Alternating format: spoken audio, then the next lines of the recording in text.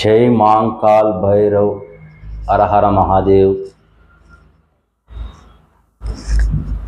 ఈరోజు యంత్రము, తంత్రము, మంత్రం ప్రతిదానికి నేను మీకు మీరు చేసుకునేటందుకు చెప్తున్నా. చేసుకొని అద్భుతాలు మీరు ఎట్లుంటే మీరే చూసుకోండి. చేసి ఫోన్ చెప్తుంటే వాళ్ళు చేస్తుంటే నాకు కూడా జర సంతోషం అనిపించింది. గురుగారు ఇది చేసుకుంటే మాకు కొంచెం మంచిగానే ఉంది, మీరు చెప్పింది బాగుంది అని. పర్లేదు, మంచిగా ఉంటే చాలు. ఇంకా నాకు ఏమనిపించింది, ఇంకా చెప్పాలి బయటకు అనిపించింది. చెప్తాను, చేసుకోండి మీరే. పెళ్ళి అయినాక పిల్లలు కాకపోవడం, భర్తకు కానీ లేకపోతే భర్త విషయాలలో భార్యకు కానీ సమస్యలలో పోయి డాక్టర్లకు చూపించుకొని వాళ్ళు ఇది ఉన్నది అది ఉన్నదని ఎక్స్రేలు తీసి ఎన్నో రకాల టెస్టులు చేసి ఎన్నో విధానాలు చేసినప్పుడు కాకపోవడం, ఇది 25 సంవత్సరాల నుండి 45 సంవత్సరాల లోపు వాళ్ళది. ఈ సంవత్సరాల లోపు వాళ్ళది. మిగతా వాళ్ళది కూడా సమస్య ఉంటుంది. కానీ ఆ సమస్యలకు ఈ సమస్యలకు చాలా తేడా. ఎందుకంటే గత జన్మకు ఏదో పాపం చేస్తే ఈ పాపం అనేది ఈ జన్మల పిల్లలు గారు. డబ్బు ఉంటుంది, ఆస్తి మస్తుగా ఉంటుంది, కానీ పిల్లలు గారు. ఎక్కడ తిరిగినా ఎవరి దగ్గర తిరిగినా డబ్బు ఖర్చు, పిల్లలు కారు. తిరిగి ఇంకా కారేమో ఇక లేరు, మా వందున పిల్లలు లేరు, ఎవరన్నా ఎక్కడన్నా హాస్పిటల్ ఇళ్ళనో అలా చూసుకొని తీసుకొచ్చుకొని సాదుకుంటే రేపు వాళ్ళ భవిష్యత్తు ఏందో తెలియదు.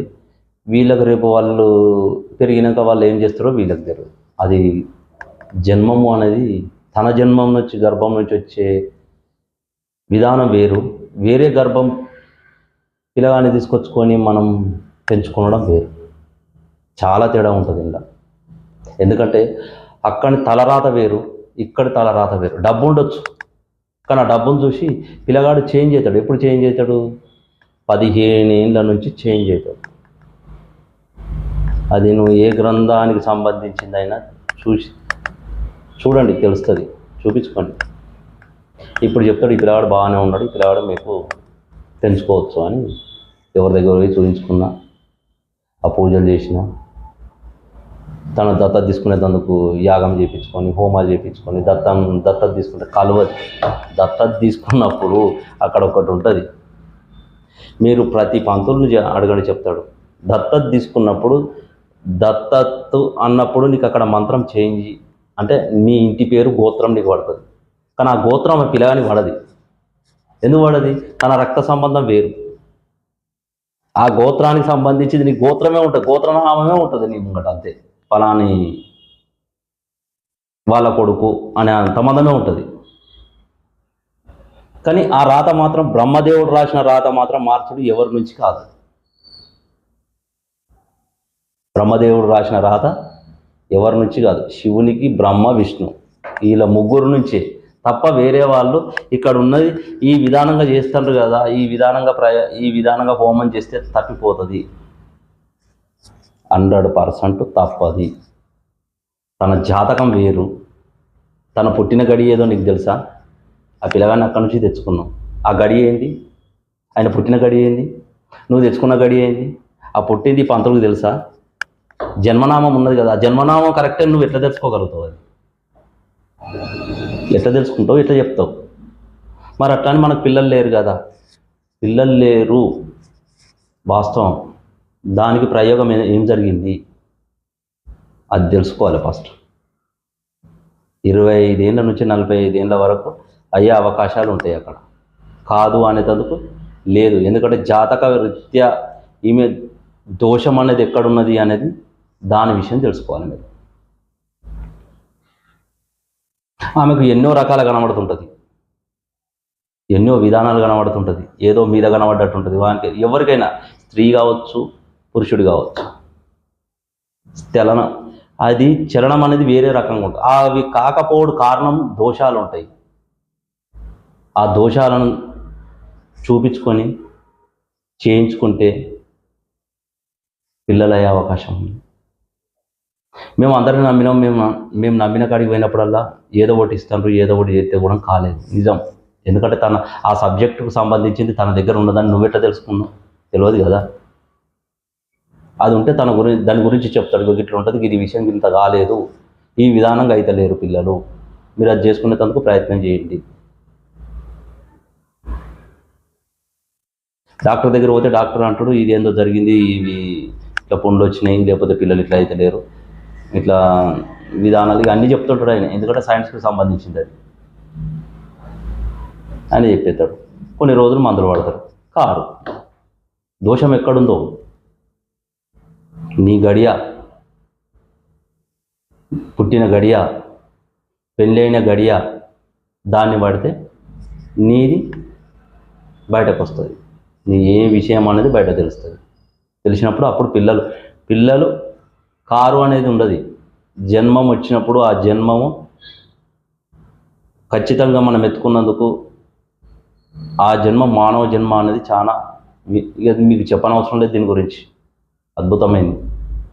మనం ఎందుకు వచ్చినాం ఇక్కడికి, ఏం చేస్తున్నాము, ఏం చేసి మన గుర్తింపు ఇక్కడ చేసిపోతున్నాం. మన గుర్తింపు ఏది డబ్బు కాదు. ఇక్కడ గుర్తింపు సంతానం.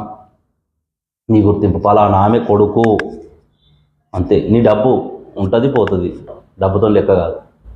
ఇది గుర్తింపు. నా జ్యోతి అంటారు కదా, పెద్దలే చెప్తారు. పెద్దల మాట ఎంత మంచిగా చెప్పినా వాళ్ళది మాట మనం అర్థం చేసుకోం. పెద్దల మాట పెరుగన్నం సద్దన్నం మూట అంటారు. అది మర్చిపోయింది ఈ రోజులలో. సరే, దాని గురించి ఇచ్చిపెట్టేసి మీకు అన్ని చెప్పినా మీకు అర్థం కాదు ఈ రోజులలో. సమస్య భర్తదైనా భార్యదైనా ఈ జాతకాలు చూపించుకునే విధానం వేరు. అక్కడ అరవణంలో దొరుకుతుంది ఏది కానీ. అరవణంలో ప్రతి ఒక్కరు దొరుకుతుంది. అంత చేసిన వాళ్ళు ఇప్పుడు ఉన్నారా అంటే 100కి కొంతమంది ఉన్నారు, లేరని కాదు. కానీ ఈ రోజులలో అంతా అదే విధానం అయిపోయి ఎక్కడెక్కడో పోయి నమ్మకం అనేది లేకుండా అయిపోయింది. ఆ నమ్మకమే మోసం జరిగింది. ఆ మోసంలో విధానాలు చేయండి. ఇది ఈ 25 ఏళ్ళ నుంచి 45 ఏళ్ళ వయసులో ఉన్న వాళ్ళకు పిల్లలు కాకపోవడం, దాని యంత్రము అనే విధానము, అది ఎందుకు జరుగుతలేదు అనేది వీళ్ళకి తెలియదు. ఆ యంత్రం ఏందనేది తెలియదు. వేస్తారు, తోలుతారు, పో అంటారు. దాని విధానం మీకు నేను చెప్తా. ఈ రెమెడీస్ మీరే చేసుకుంటారు. మాకు ఎట్లా తెలుస్తుందండి? కానోళ్ళ విషయం నేను చెప్పేది, అయినోళ్ళ విషయం గురించి కాదు. కానోళ్ళకు మీకు ఈ విధానాలు, దీనికి యంత్రం ఇట్లా ఉంటుంది, దీనికి దోషాలనేది తలుగుతాయి. గర్భదోషం అనేది, ఆ గర్భదోషం చాలా విధానాలు ఉంటుంది, ఒక రకంగా ఉండదు. అవి ఈ వీడియోలో నేను చెప్పేటందుకు లేను. మీరు కాల్ చేస్తే నేను చెప్తా. కాల్ చేసి మీరు రమ్మంటారు, నేను రమ్మని మీకు చెప్పలే. మీరు చెప్పి యంత్రం చెప్పి మీరు చెప్తలేరు అంటే కొన్ని విషయాలు బహిర్గతం చెయ్యందు. బహిర్గతం అనేది పెట్టొద్దు. అవి సంసార జీవితాన్ని గురించి బహిర్గతం చేయకూడదు. ఈ విషయం చెప్పారు కదా, ఇది వేరు. కానీ కొన్ని చెప్పే విధానాలు వేరుంటాయి. వాళ్ళు చెప్పుకునేది ఇప్పుడు నేను వీడియోలో చెప్పినా కదా ఇట్లా జరుగుతుంది అని. వాళ్ళ పుట్టిన డేట్ ఉంటుంది, మ్యారేజ్ డేట్ ఉంటుంది. దీనికి సంబంధించింది చూసుకుంటే పిల్లలు ఎందుకు అయితే లేరు అనేది దొరుకుతుంది. చూసుకొని ఈ యంత్రం ఈ విధానం ఉన్నది కాబట్టి ఈ యంత్రం చేసుకొని దీనికి మీరు కాల్ చేస్తే ఈ విధానాలు చెప్తా, మీరే చేసుకొని మీరే అధ్యయనం. ఇవన్నీ చెప్పినాక మేము ఎట్లా చేసుకోవాల్సి వస్తుంది గురుగారు అంటే, నేను చెప్పినా కదా ఫోన్ కాల్ చేస్తే చెప్తా అని. 100% పని కాదు అనేది ఏం లేదు. మీరు చేసుకొని చూసుకోండి, మీకే తెలుస్తుంది. ప్రతి విషయానికి ప్రతి దానికి మంత్రము, యంత్రము, తంత్రము, ఈ 3 ఉంటాయి. ఈ 3 ఉన్నప్పుడే మనకు పని జరుగుతుంది. ఒకటే యంత్రం కట్టంగానే యంత్రంతో అయిపోదు. దానికి తంత్రం ఉంటుంది, మంత్రం ఉంటుంది, శక్తి. ఆ శక్తే కదా మనలో ఉన్నదే శక్తి. ప్రాణాయ శక్తి మన దగ్గర ఉన్నది, మన లోపల ఉన్న శక్తి అదే. ఇళ్ళకే జ్యోతి వెళ్ళిపోయిందంట, శవం అంతే. మరి ఇది మనకు ఎట్లా కప్పుకొని ఉన్నదంటే, ఒక దీపం వెలిగించినప్పుడు మీద ఒకటి మనం పెడతాం, ఇట్లా గ్లాస్ పెడతాం, పెట్టినప్పుడు పొగ మీదకి వెళ్ళిపోతాం. మరి జ్యోతి మాత్రం అలానే ఉంటుంది. ఇది కూడా అంతే. అలాగే అది వెళ్ళిపోయిందంటే ఒట్టిదే, గాలిపు వచ్చిందంటే ఒట్టిదే. ఇది కూడా అంతే. దీనికి ఆ భగవంతుడు అన్ని రకాలు చూపించిండు, చేసుకోమని చెప్పిండు తప్ప కానీ ఎవరినో నమ్మి గుడ్డిగా నమ్మి వానికి డబ్బులు పెట్టి ఇంకా జరిగింది అంటే జరుగుతున్నాయి కూడా అట్లే. దానికే ఎక్కువ చూపిస్తారు.